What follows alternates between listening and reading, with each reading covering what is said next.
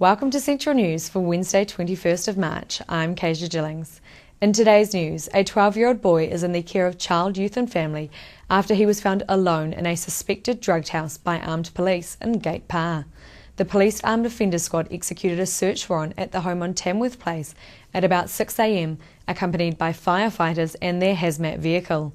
Inspector Carl Wright St Clair says items of interest were found at the property and their investigation is continuing. After 2 years planning, the Matamata Railway Modelers, supported by the Tauranga branch, will host this weekend's first ever Matamata Grand Hobby Show. Well, the Grand Hobby Show is an idea we've had for a long while to get sort of people interested in railways. Not only railways, what's going on around the town. So consequently at the Hobby Show we've got not only railways, we've got all the local crafts and art and so on, people coming along. So it's a general interest for sure. Don says he hopes people will be interested in the railways and the club. Well, we hope to get people interested particularly in railways from our point of view. It's, just get people, sort of let them know what's on around the town. The sewing, knitting, weaving, Highland dancing, you name it, it's all going to be there, not just railways. The Grand Hobby Show will run this Saturday and Sunday at the Matamata Memorial Centre, with entry costing between $2 for a child and $10 for a family. This weekend, Homes of Hope and the Makatu o Ngā Toru Wetland Society will go head-to-head with the country's best voluntary groups at the Trustpower National Community Awards. Trustpower Community Relations Coordinator Susie Luff says both groups have spent many hours preparing, and the Tauranga and Western Bay of Plenty should be very proud of their ambassadors. The two groups both won the Supreme Award at the Regional Trustpower Community Awards and now have a chance of taking out the top national prize, which comes with $2,500.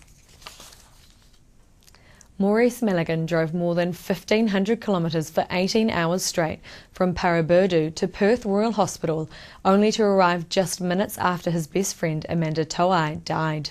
The 21-year-old from Tauranga is still in shock following the loss of his good friend Amanda, who died of a mystery illness in Western Australia on Saturday, March 17th. Maurice says Amanda was always fit and healthy and generally loving and a caring person, and he is just trying to deal with the loss. The Victoria Bridge lit up purple for the first time this week to promote Epilepsy New Zealand's first International Purple Day on March 26th.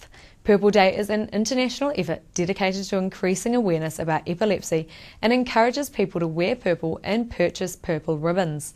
Hamilton City Council was one of the councils contacted by Epilepsy New Zealand to request they light up their local landmarks purple to help raise awareness of the cause.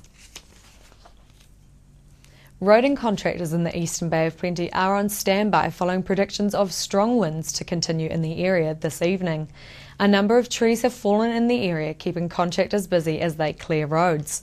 Whakatane District Council Transportation Manager Martin Taylor says the strong winds really cause a nuisance in the early hours of the morning. Martin says the Whakatane District Council will remain on standby to respond should the need arise. Time to check out our region's weather. The rain is settling into both regions tonight, but should ease to a few showers in Tauranga tomorrow, with a high of 23 and low of 16. And those northeasterlies will die off too. Hamilton, that rain will hang around with occasional showers, heavier periods, and light winds. You're in for a high of 24 and low of 14. Coming up after the break, New Zealand Avocado Chief Executive Jen Scholar talks about this season's bumper crop and what it means for our region. We hear from gold medal Olympian Sarah Ulmer, and David White shares the heartbreaking story of his daughter Helen Mead's death and talks about his new book. Join us after the break.